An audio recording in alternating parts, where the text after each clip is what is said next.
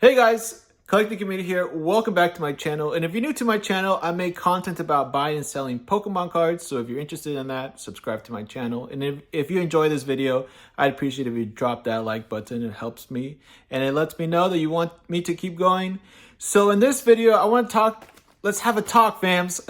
I want to talk to you guys about some of the realities of and hardships, struggles of being seller on tcgplayer. Maybe you're interested in doing something like this, selling Pokemon cards, or maybe just curious, want to know.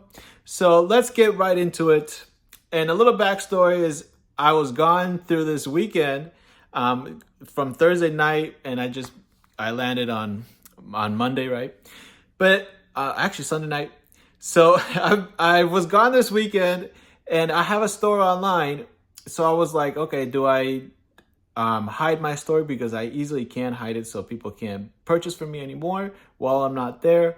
But then I was like, tcgplayer gives me 48 hours to complete these orders, and if I just put my prices of my my cards a little bit higher, it would just bring me enough orders so that I can send them out with ease when I get back. So I did increase the prices of my cards. However, now that I'm back, I'm still sending out a bunch of cards, which is good. I like that I made money off of it. But I want to go over some things that that kind of grind my gears, and some of the things you might not know about. For example, if you list cards on tcgplayer, right, you have to be very organized as to then retrieve that card and send it out. Today, I was supposed to send out a first edition Lieutenant Surge Pikachu, which I got from a lot that I showed you guys, the $600 lot. Wow, my hair's crazy. $600 lot. But it was a $10 card, and now I can't find it. So that really annoys me. And that's kind of what sparked this video. You think it's all sunshine and rainbows, fams? It's cool being able to buy and sell Pokemon cards, do something that you like, be your own boss, but it does have its own struggles.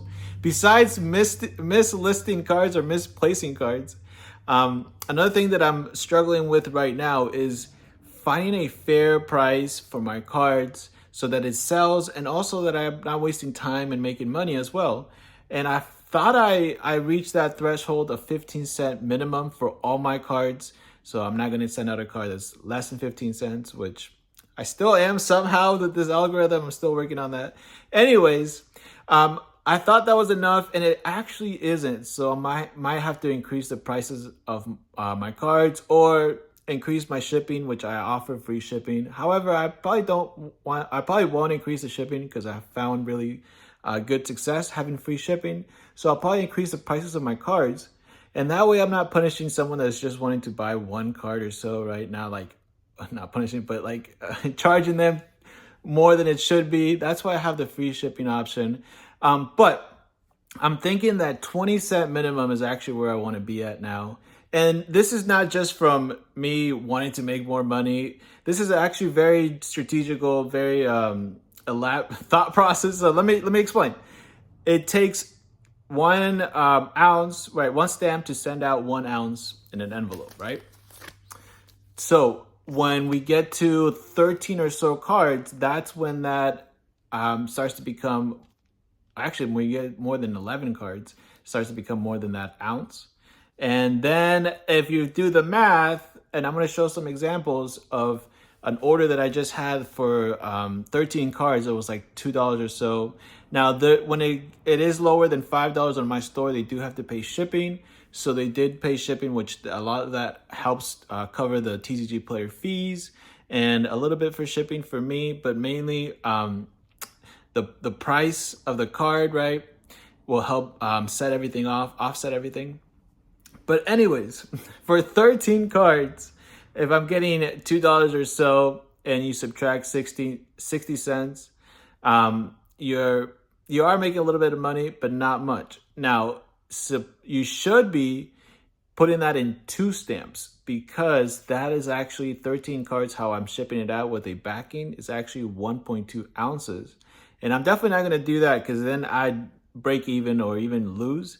If I do it in 2 stamps, because that 68 cents, right? A stamp is more than $1.20 something.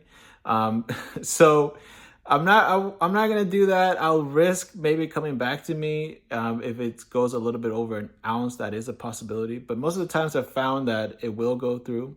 But that's the first example. If I've had my card price listed at 20 cents per card, then I could actually do the two stamps for that and be all right, not have to think about that too much. Now, these are a little bit of outliers, right? Because we're talking about a specific number of cards, 13 or a little bit more, then it starts to become more value, more to the total, which makes it more worth it to put another stamp.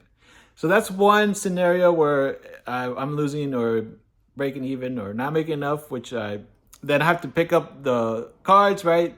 Do all the work. So you think about all these things as you're doing the work. But the other scenario is that like this other order that I got for 48 cards.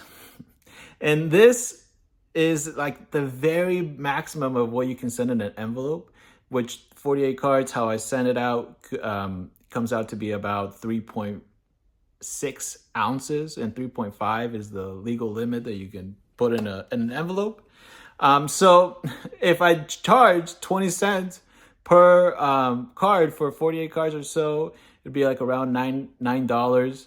So then I would be able to put it in a parcel and ship that out how it should be, instead of trying to squeeze them together. So it is a thing that's probably going to cost me money in the long run for smaller orders, but it also raised the price per card, making it a little bit more beneficial for me and making sense for these cards to be shipped out safely for the buyers. So I think overall, that's what I'm going to do.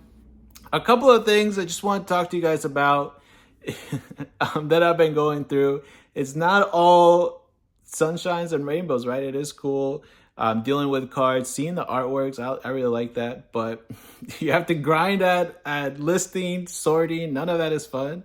Well, depends who you're talking to, but most people don't say that's fun. So just wanted to share a quick 1-2 of some of the struggles of selling. I hope you guys liked this video. If you did, like it, and I'll see you guys next time. Later.